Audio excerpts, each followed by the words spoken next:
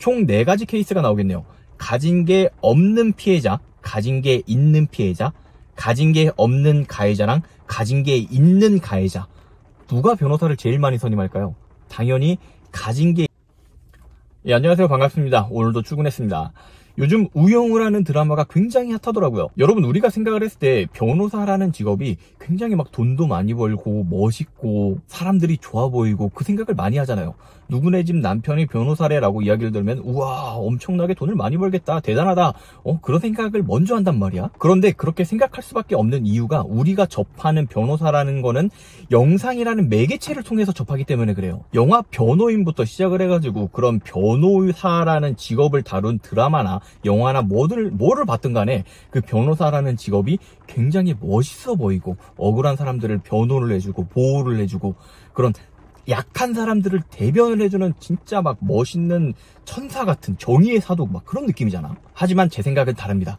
대부분의 변호사라는 직업이 진짜 개쓰레기 직업이에요. 지금부터 그 이유에 대해서 차근차근 설명을 드리도록 하겠습니다. 우리는 살면서 대부분, 진짜 대부분이 고소를 당하거나 고소를 할 일이 그렇게 많지가 않아요. 그 말은 즉슨 변호사를 만날 일이 거의 없다는 거예요. 우리가 그나마 쉽게 접하는 변호사 소식을 얘기를 해보자면은 뭐 가수 누구가, 연예인 누구가 뭐 악플에 대해서 변호사를 선임을 했다. 그런 거에 대해서 선처가 없을 거다, 막 그런 얘기를 듣는데 그나마 이거는 좋게 보이는 변호사들의 진짜 극소수 일부일 뿐입니다. 나는 죄가 정말 없는데 사건에 휘말렸다, 그런 일 거의 없어요. 제가 느끼는 한 90% 이상의 형사 전문 변호사라는 직업은 강간, 폭행, 사기꾼 옹호해주는 씹새끼들이에요. 뭐 폭행도 안 했고 돈도 아무도 피해를 보지 않았는데 내가 고소를 당했다? 그러면 변호사를 선임하는 게 맞아. 그 사람들은 정말 착한 변호사들인데 그거는 정말 아니땡 굴뚝에 연기가 날 경우입니다. 근데 불을 안 지폈는데 연기가 날 일이 얼마나 있겠어. 없다고. 뭐 몸싸움이 있었으니까 폭행인 거고 누군가가 금전적인 피해를 봤으니까 사기인 거야. 형사재판 법원에 가보잖아요.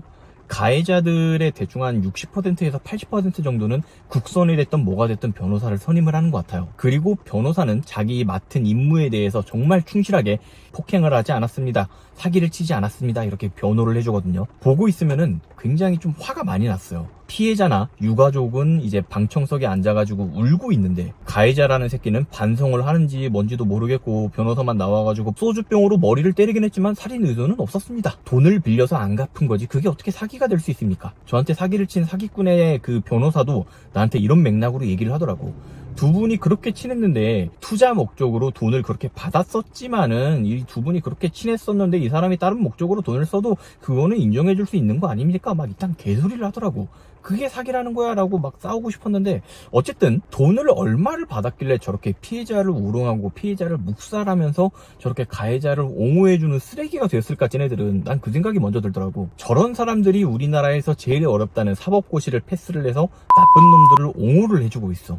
난 그게 참 그렇더라고. 그리고 저도 이제 사기를 당하고 나서 변호사를 막 알아보려고 했을 그 단계에서 이제 네이버에 들어가서 뭐 변호사 사무실 막 그런 걸 검색을 해보면은 대부분 그 광고 첫 줄에 뜨는 게 뭔지 아세요? 어디 판사 출신의 변호사다, 부장검사 경력 15년의 그런 검사 변호사가 있다, 막 이런 광고들이 정말 수두룩 빽빽하거든요. 지금은 존엄하고 위대하고 정말 악을 심판하는 그런 판사님들도, 나쁜 놈들을 잡아쳐놓고 구형을 때리는 검사님들도 결국에는 그 사람들이 그 직업을 그만뒀을 때 할 수 있는 게 변호사밖에 없고 그 변호사를 개업을 했을 때 대부분 나쁜 새끼들을 옹호를 해준다는 거야. 물론 다양한 변호사의 그 직종이 있겠죠. 뭐 이혼 전문하는 사람도 있을 거고 그 다음에 뭐 사건 사고, 지식재산권, 정말 여러 종류의 사건 사고들이 있을 거예요. 근데 그 중에 단언컨대 형사사건을 전문적으로 하는 변호사들은 피해자 입장에서 변호를 해주는 변호사들보다 가해자 입장에서 가해자를 옹호해주는 변호사가